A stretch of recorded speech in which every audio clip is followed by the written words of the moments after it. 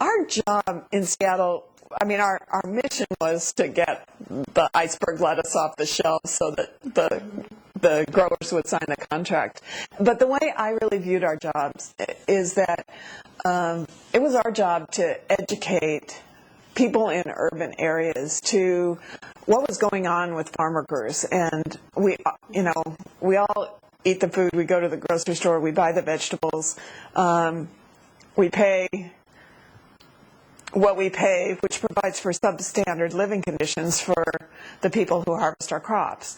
And so I considered my job as an educator, and maybe it's because I felt as if I was an educator. So we went to as many schools as we could. We talked to classrooms. I talked to elementary school kids about my students and about the kinds of things that I saw, about finding them for speaking their own language at the playground, about the substandard educational tools that we had, about just what it was like to go to school and be a farm worker, about not being able to go to school because you had to take care of your little brothers or sisters.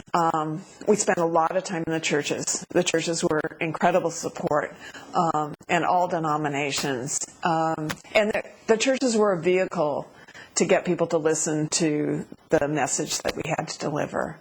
The labor unions. Labor is so strong in Seattle, and the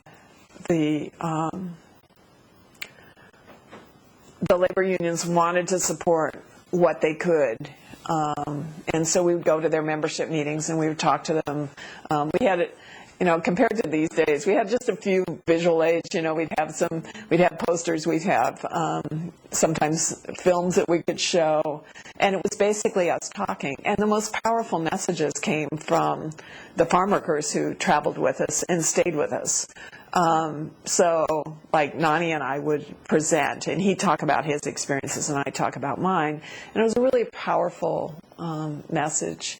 Rosa Gonzalez was potentially the most effective communicator, because there she was with her 4 kids and her husband saying, I'm here because I don't want my kids to have the life that I had, and this is one way I can do it. And I hope to be able to go back to California, and I hope to be able to have them be in school. But if I can't, I'm going to stay here and sort of fight the good fight and talk to you. And it was incredibly powerful. And we were able, I think maybe because, I don't know, there were a lot of reasons.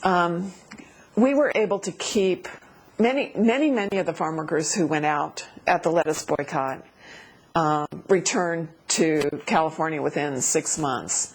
And the Gonzalezes and Nani and I think Juan moved on, but a couple of other of the people who came with us actually stayed for, to this day the Gonzalezes are here, so that's part of the story. They did raise their kids in Seattle and eventually took on other careers and stayed here. But we were, as a team, Nancy and Fred and I and the Gonzalezes were able to sustain the kids being in school, them working for the union, and being able to stay here and build a community.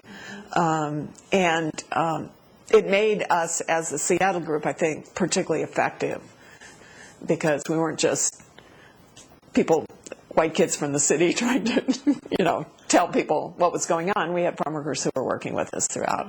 And I think it was partly the reception that we got here from the Chicano community, Filipino community, and the church communities who were going to support making sure the kids had lunches and school boxes and clothes, and that they did what they could to see that they were able to stay.